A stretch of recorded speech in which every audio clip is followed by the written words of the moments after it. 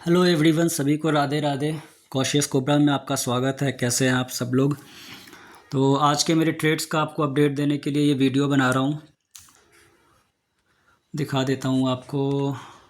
Orders कहाँ गए सारे? तो सबसे पहले तो आपको पता ही है कि कल मैंने क्रॉम्पटन का कैरी फॉरवर्ड किया था और जो स्ट्राइक प्राइस था वो था 290 का, जो कि मैंने बताया था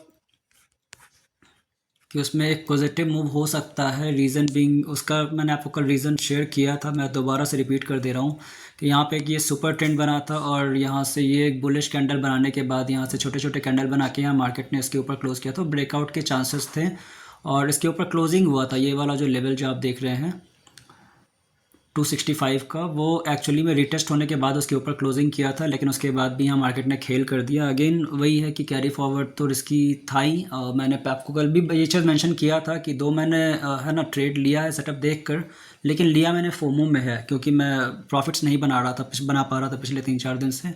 तो उसका खामियाजा क्या भुगतना पड़ा मेरे सामने है, आपके लिए भी लेसन है। अगर आपका अभी तक कोई ऐसा कुछ लॉस नहीं हुआ है तो आगे के लिए बिल्कुल संभल कर रहिए। और मैंने ये पोजीशन एग्जिट कर दिया है।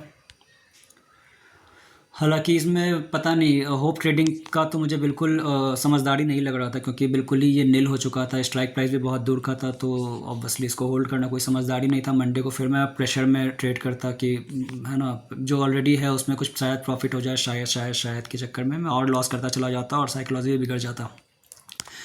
तो इसको मैंने निकाल दिया था, बाद में निकाला था। उसके पहले मैंने एक यूनाइटेड स्पिरिट का लिया था ट्रेड। यूनाइटेड स्पिरिट का ट्रेड जो लिया था मैंने वो 937 में लिया था और 17.60 में लेकर 18 पे बेच दिया था। छोटा सा प्रॉफिट क्या हुआ होगा इसमें, आई थिंक 100-200 के आसपास का प्रॉफिट होगा। 160 का प्रॉफिट था। अब उसके बाद इसमें कुछ मूव मुझे दिख नहीं रहा था, बहुत साइलेंट सा था।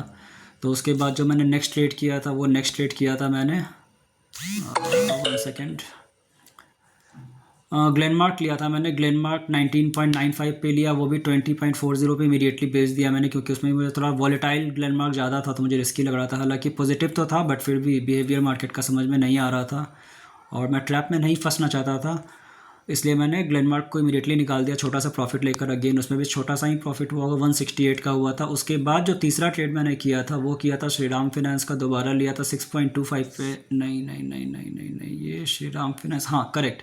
तो ये 6.25 पे लिया था मैंने। जो टाइमिंग था इसका वो 2 बजे लिया था मैंने और जो प्राइस था वो 6.25 पे लिया था। उसके बाद मैंने इसको एग्ज़िट किया है 5.95 पे, तो ऑब्वियसली इसमें भी लॉस ही रहेगा मेरा। कितना लॉस था श्रीराम फाइनेंस में मेरा? 2343 का लॉस रहा इसमें मेरा।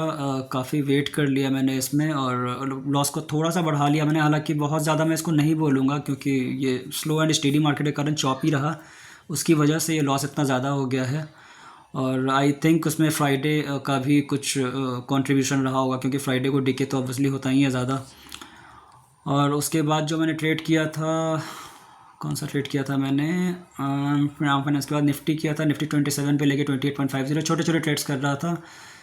तो निफ्टी के मैंने 2 बार ट्रेड किए थे। हाँ, एक ये 19.15 पे लेके 21.5 पे निकाला था और दूसरा मैंने 27 पे लेके 28.50 पे निकाल दिया था। 100 के आसपास का प्रॉफिट रहा था। तो कुल मिला के मेरा एक तो क्रॉम्पटन तो ऑब्वियसली मेरा डूब ही गया था, तो क्रॉम्पटन को मैंने निकाल दिया था। किस प्राइस पे निकाला था क्रॉम्पटन को? कहाँ निकाला मैंने, देखा नहीं मैंने। क्रॉम्पटन को 0.65 पे निकाला था मैंने। लिया था मैंने बहुत ज़्यादा प्राइस पे, 2 पॉइंट समथिंग पे लिया था ना। क्रॉम्पटन का मेरा बाई प्राइस था 2.81 पे लिया था और 0.65 पे सेल कर दिया मैंने। 4600 के आसपास का लॉस रहा है इसमें और उसके बाद रिकवरी का कोशिश कर रहा था मैं। यूनाइटेड स्पिरिट्स नहीं, सॉरी, कौन सा था, श्रीराम फाइनेंस से मैं रिकवर करने की कोशिश कर रहा था क्योंकि कल वो बुलिश था, लेकिन क्योंकि कल बुलिश था और आज साइडवेज था तो मार्केट सारा एक दूसरे के साथ सिंक होकर चल रहा था, सारे के सारे ही चॉपी थे।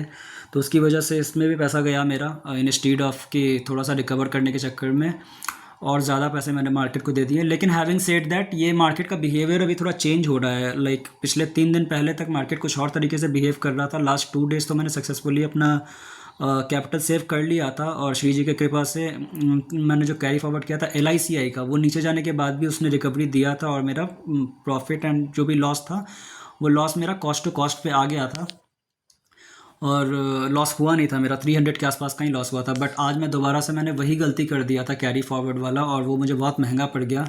तो आप प्लीज़ बच कर रहिए मार्केट से। आगे के लिए मैंने कुछ कैरी फॉरवर्ड आज नहीं किया है, और मंडे को क्या होता है वो मैं मंडे को बताऊंगा। आज का जो मेरा पीएनएल है वो 6800 का मेरा लॉस हुआ है, जो कि पिछले लेट से कि 4-5 दिन में मैंने जो भी कमाया था, 4-5 प्रॉफिटेबल ट्रेड्स में। ऑब्वियसली पिछले 2 दिन से मैं कुछ नहीं बना पाया था, उसके पहले जो 3-4 दिन मैंने प्रॉफिट बनाया था वो सारा एक दिन में मार्केट लेकर चला गया।